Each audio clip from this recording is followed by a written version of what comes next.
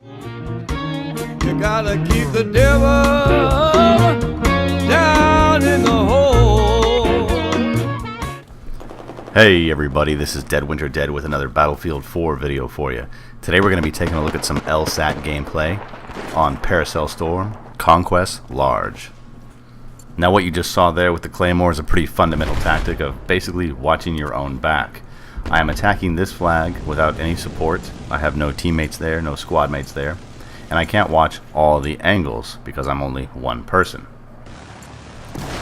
And as you can see, the Claymore did its job and protected my back. Earlier I had traded some shots with a recon player who got away, and I baited him. I knew that he was chasing me, and I knew he would see me go up those rear stairs. So I put a Claymore there and let him follow me in.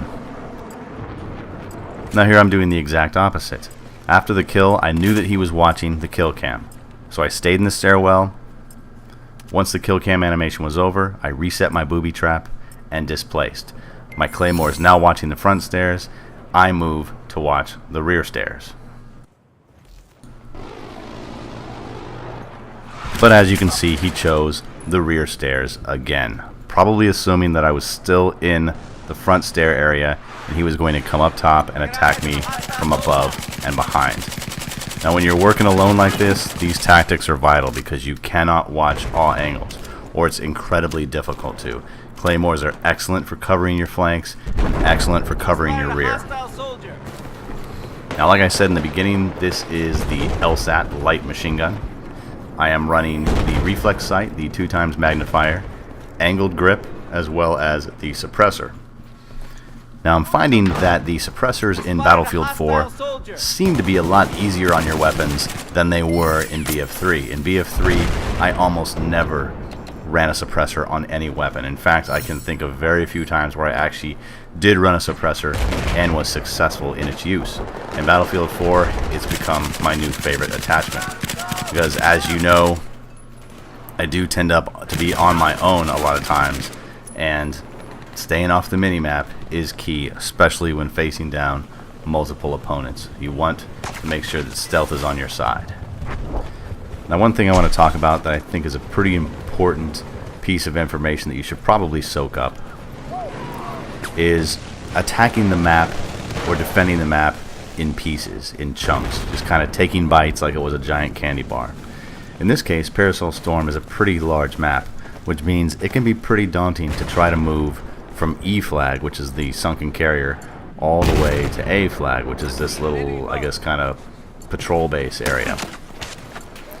Now, a lot of times vehicles aren't always available to you because your teammates are using those vehicles, and there are a lot of times where you have players who are excellent in vehicles. There are certain players you want in the attack boat.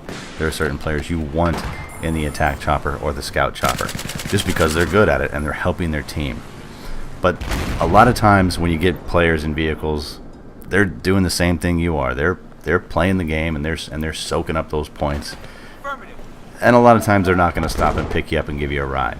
So I find that if you kind of plant yourself on a flag or plant yourself between two flags and just work with those flags the entire game, you tend to get a lot more done than, say, attacking the E flag and then trying to wait around for a jet ski to spawn so you can make your way over to A. Because usually by the time that happens, the flag has already changed hands anyway and you have to change your plans. But if you plant yourself in one area and take small bites of the map, you usually are a lot more effective that way. Now right here is something I want to demonstrate. Because I'm running an LMG, I have long range firepower. That means I'm able to reach out and hit enemies at a distance when normally they feel that they're in a safe place, like this sniper. Now obviously he's looking at me because I can see his scope glint and hear those rounds going across my head. But because I'm using the suppressor, I have an increased bullet drop off, which means I have to put my rounds a little bit higher. And as you saw there, I wasn't successful. I was able to get about 3 or 4 hit markers on him, and then he decided to relocate because it just wasn't worth him dying to some guy hanging out in the stairwell taking pot shots at him across the map. But what I was also doing was suppressing him. Remember to not forget the suppressive effects of the LMG. Suppression does still exist in Battlefield 4. I know it was a huge burden in Battlefield 3 and you always knew when you were being suppressed, A BF4, it's a little more subtle, but it is still there. Now, I know I harp on this a lot, guys, but one thing that you need to remember or keep in mind is the suppressor.